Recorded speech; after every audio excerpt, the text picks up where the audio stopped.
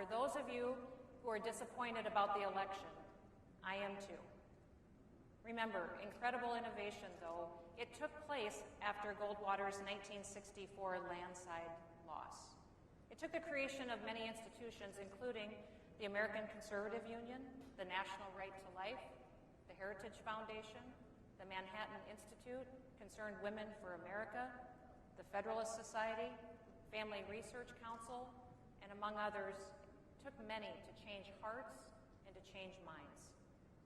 It was institutions like these that helped bring about the Reagan Revolution and bring American exceptionalism back. Their work is more important today than ever before. So what can you do right now? It's really simple. You can be bold. You can show up. Debate these ideas. Persuade your neighbors. This pandemic illustrated that many politicians have a totally different vision for government than what the founders laid out. It was once said that the left takes its vision seriously, more seriously than it takes the rights of other people. They want to be our shepherds, but that requires us to be the sheep. Let it be heard loud and clear from us right now. We will not be sheep.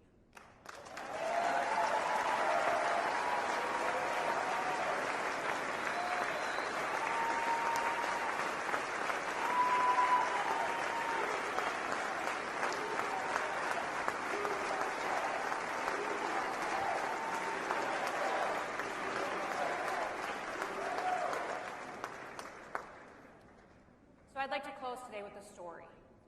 My dad was a cowboy. He was the toughest person that I've ever known. Ever since I was a real little girl, I just wanted to grow up and be like him. Now, he died in an accident on our farm when I was 22 years old. And a couple months after he was killed, I finally got the courage to go out and clean out his pickup.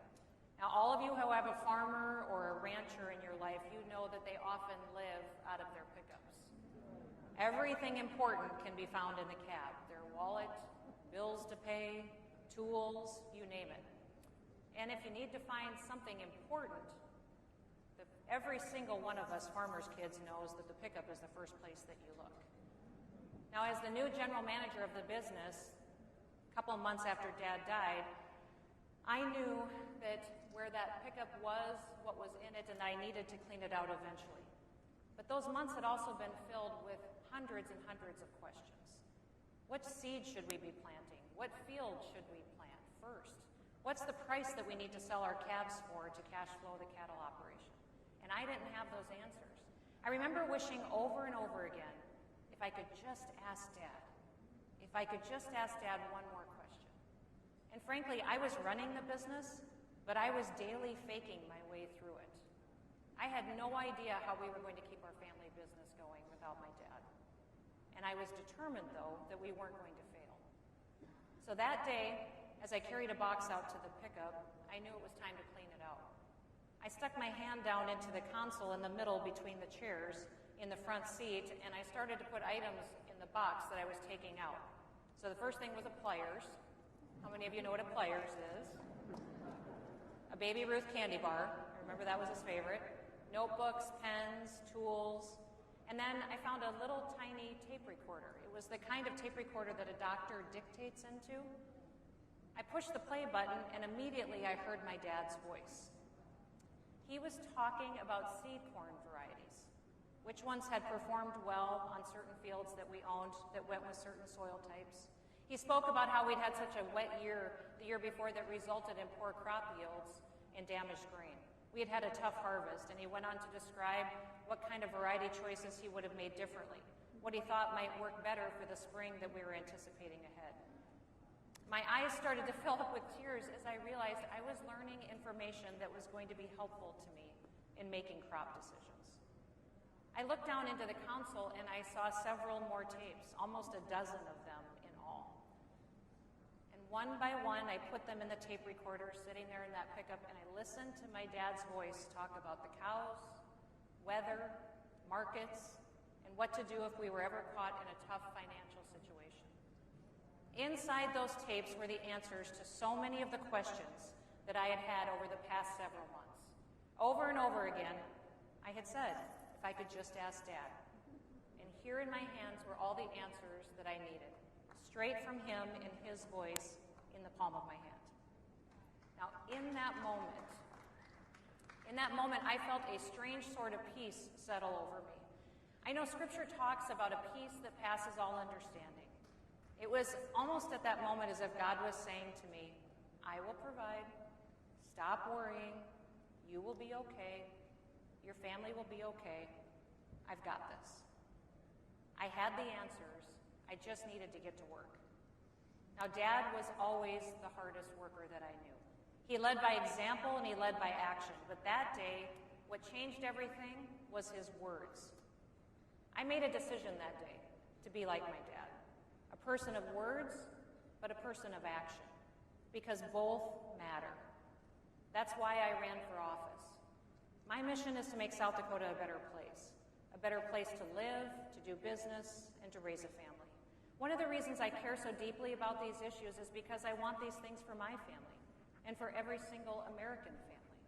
I believe South Dakota has been an example to the nation this past year. People used personal responsibility to protect their family's health and their way of life, while the government respected their rights and their freedom. And we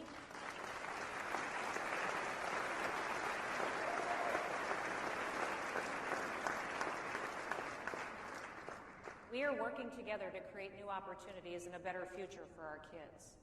We took the American path. Let me close with this. As conservatives, we often forget that stories are much more powerful than facts and statistics. Our stories need to be told. It is the only way that we will inspire and motivate the American people to preserve this great country. We must go into this fight for freedom with our eyes wide open, educated to the tactics the liberals will use, yet totally pure in our motives. This isn't about us. It's about our children and their future. It's about the nation that we're going to pass on to them. It's about telling their stories over and over that remind us why America needs conservatives, now more than ever. So thank you for all that you do. America is blessed to have you on her side. God bless each and every one of you, and may God bless the United States of America. This is going to be very quick and to the point. We've got something really good happening here at 1 Corinthian. And this is a house of worship I have a very close personal relationship with. And it's a place that has a profoundly positive impact for the Harlem community and for New York City as a whole. A place where faith and social action come together in an extraordinary way. So this is exactly the kind of place where we need to have a vaccination center, because if there's a vaccination center at 1 Corinthian, you know people from the community will trust it and believe in it. And we said earlier, this is an example, the famous phrase, if you build it, they will come. Once 1 Corinthian had a vaccination site, it was immediately filled up. The appointments were snapped up because people want to get the vaccine more and more. There's more trust starting to build.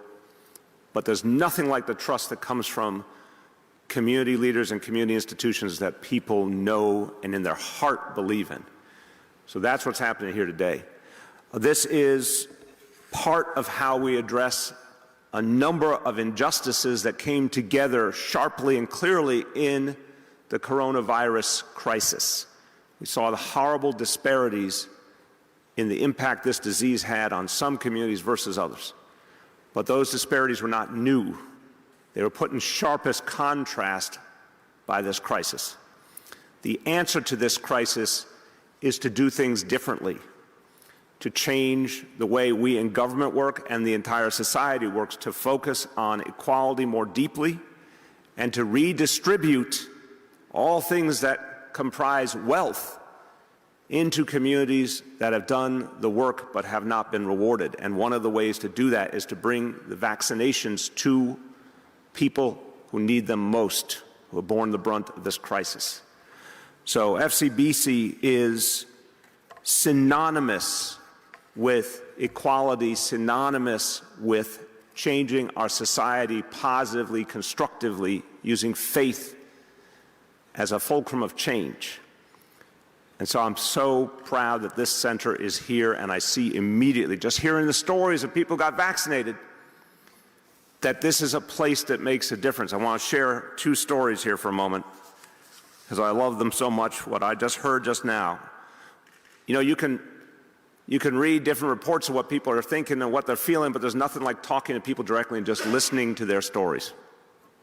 So I met 2 folks out here, Joyce, who's someone who needs a home health aide, and her home health aide is Viola.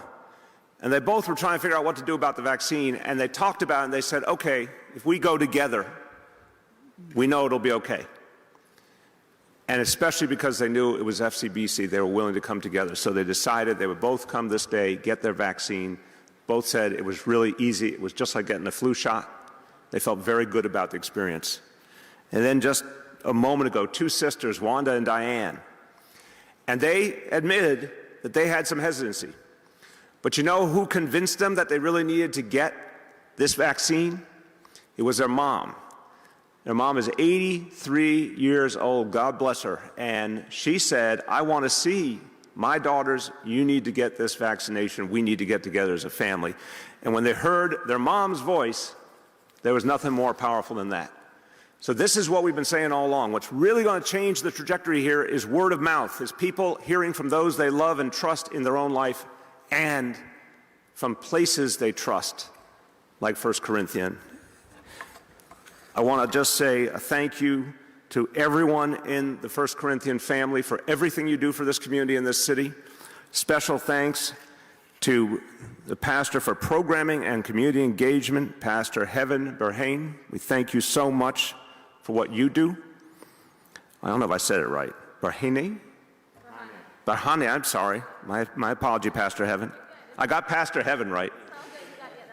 And a special thank you to the new executive director of our city's Center for Faith and Community Partnerships, Nancy Pascal, new on this job, but she's been doing so much good work for the city for years. We're so proud of her and so happy she'll be leading the way, bringing faith communities into this vaccination effort. And with that, someone who I have just the deepest respect for, he has led our city's efforts to bring clergy of all faiths together in common cause. He was one of the people that helped us make pre-K for all reality, helped us improve access to mental health services, helped us make sure that people got affordable housing. Whatever we have done, he has been one of the reasons why it has worked. Just an exemplary leader in this city and of all faith communities, Pastor Mike Walrand.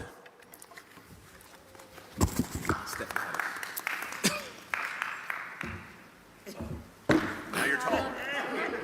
Just grown in our life. Thank you, Mr. Mayor. One, I want to say thank you again. Over the years, you and I have done many, countless things together. I can't name them. And so always grateful to be able to do work with you. From the very first time we met, our conversations were about how we serve the people of the city better. And so I'm grateful.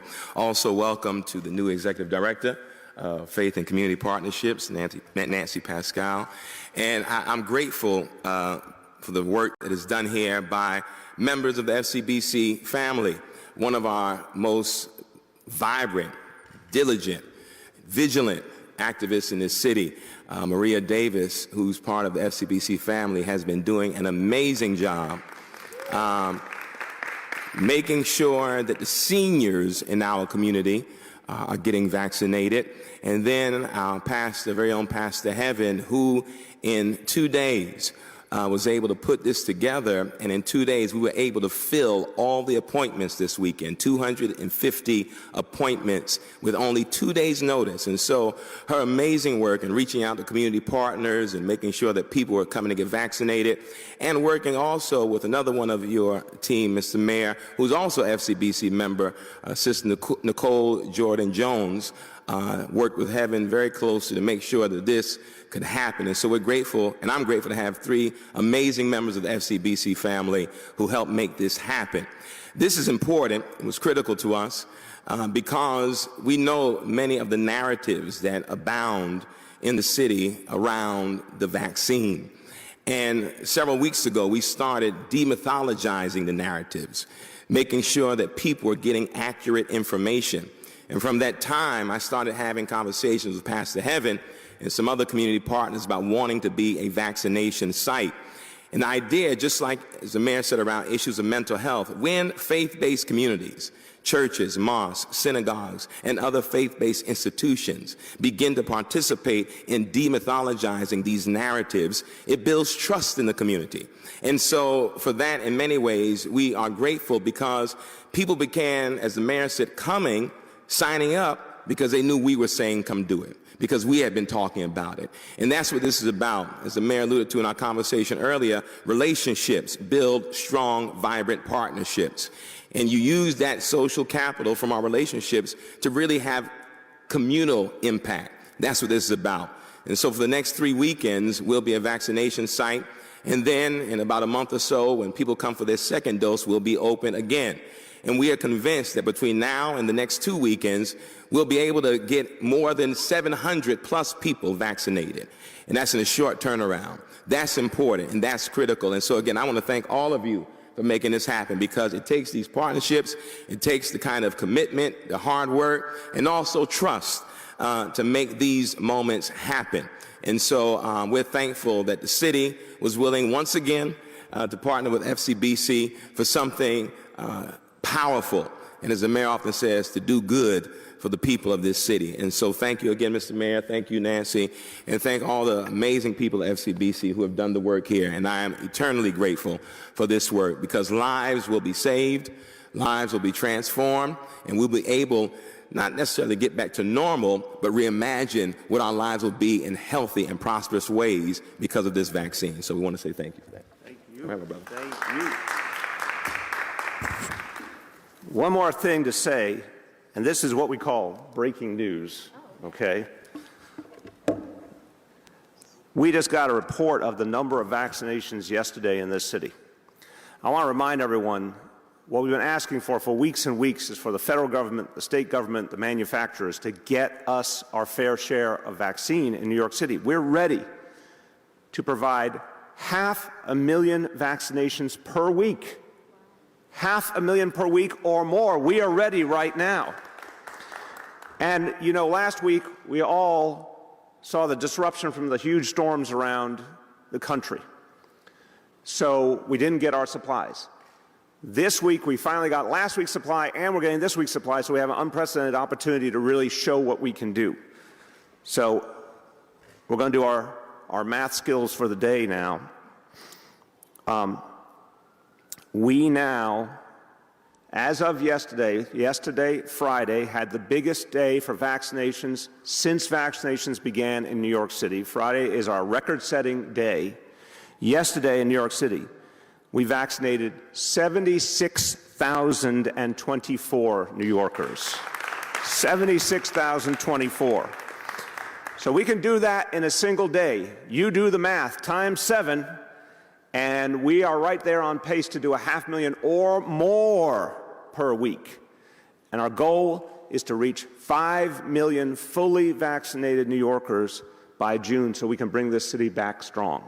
The last thing I want to say is we're going to be talking a lot over these next months about recovery, but we are not trying to recover the status quo before COVID. We need to create something new. So I say a recovery for all of us, not just for those who've done very well, a recovery for all of us. It is a painful moment in history because of COVID. It is also a transformational moment because we've learned a lot. Our eyes have been opened. We see new possibilities. We have a chance to do something different.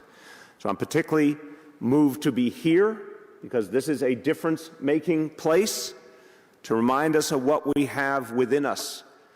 But I'm telling you from the evidence yesterday, we will hit that 5 million person goal, and we will be able to bring this city back in all its fullness, all its goodness, all its fairness, and build something better. Thank you, everyone.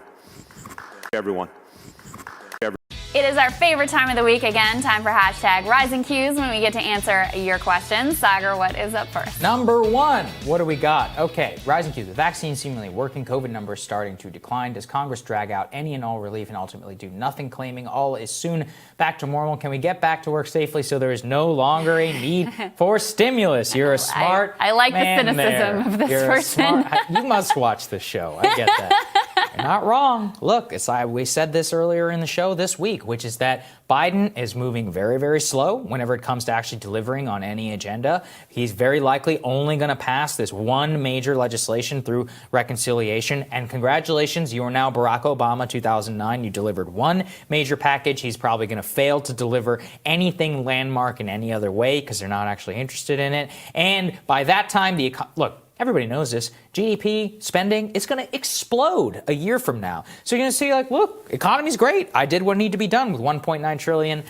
Economy continues to bifurcate like this, and we're going to have bigger problems 10 years down the road. Yeah, so the reconciliation bill is going to get through. That's actually going to happen in the coming days, is the expectation, because the unemployment programs run out in March, so they're under the gun on that one. That one is actually going to happen. Anything beyond that, we'll see. The fight right now is Bernie Sanders wants to move immediately into the next reconciliation, which would be a big infrastructure package. So number one, are they willing to move that quickly and violate some of the norms around how far you're supposed to space reconciliation packages out? What does the price tag look like? What are the details? So that's kind of the big question here. Yeah, exactly. All right, what's up? Next question. Anyone under the national radar either of you are excited about that gives you hope to potentially unseat a long-seated incumbent in the House or a Senate member in 2022, like Charles Booker here in Kentucky against Rand Paul? I love Charles Booker. I know him a little bit personally. I think, look, Kentucky statewide politics, very, very challenging to unseat, especially at the federal level. There is a Democratic governor there, so obviously it's possible to stay very, very challenging at the federal level, but I would be super excited for him to make a run at that. In Virginia, Lee Carter is an interesting candidate for governor, and that Virginia governor's race, I actually talked about it here before, that happens this year, so it's the first sort of canary in the coal mine for what politics are going to be like in the Biden years. Lee is a self-described socialist, but he represents one of these like blue, liberal, suburban, exurban Democratic districts. So he's an interesting candidate. Obviously, Nina Turner is very exciting.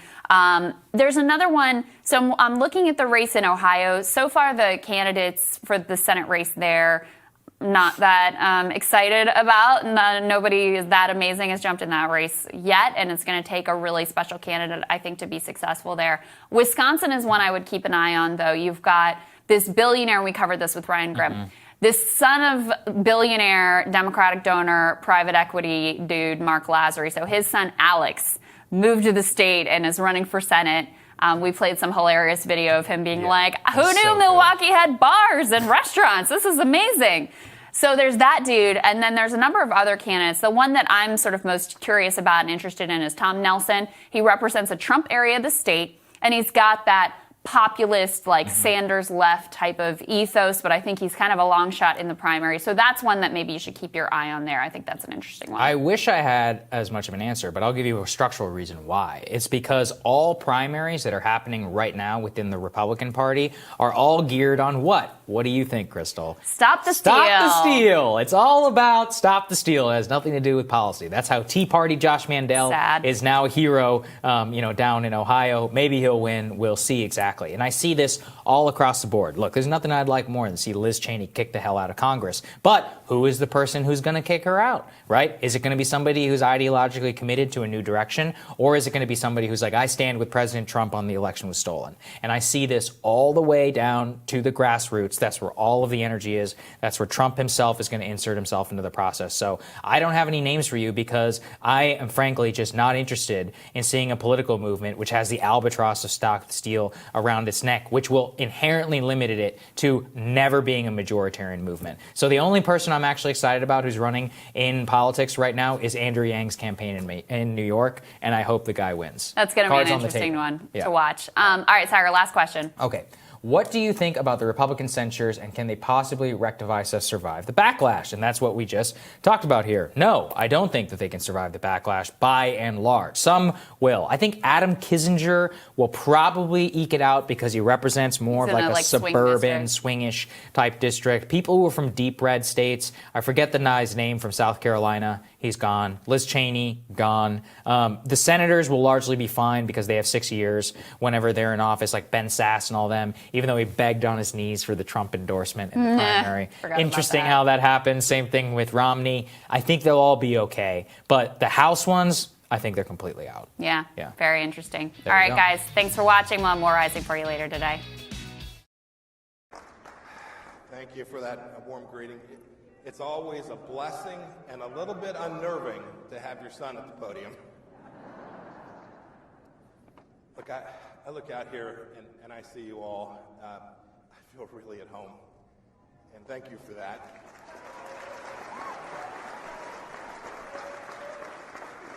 Last year I came here as America's 70th Secretary of State, President Trump's Secretary of State. And before that I was here as a member of Congress in South Central Kansas. Yeah, go Kansas. But this is different. This time's different. In the last few months, we've been called clowns and deplorables and ignorant rednecks. We've been called the evil resistance. The New York Times thinks I'm the worst Secretary of State of all time.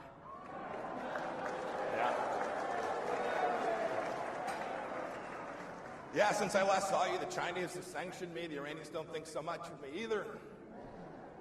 But I'm proud of our fight, and I'm proud of our accomplishments, and that we have truly upended the status quo.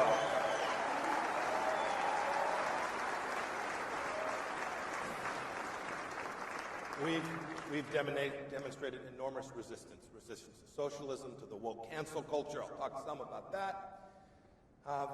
We've resisted seeing our liberty and our freedoms slipping away. This is a noble, worthy fight, and we're in it. We fought hard. We fought for it hard on nearly every front, and we will always fight for it. I remember when they were calling us disruptors and that said they were against the establishment. We said, of course.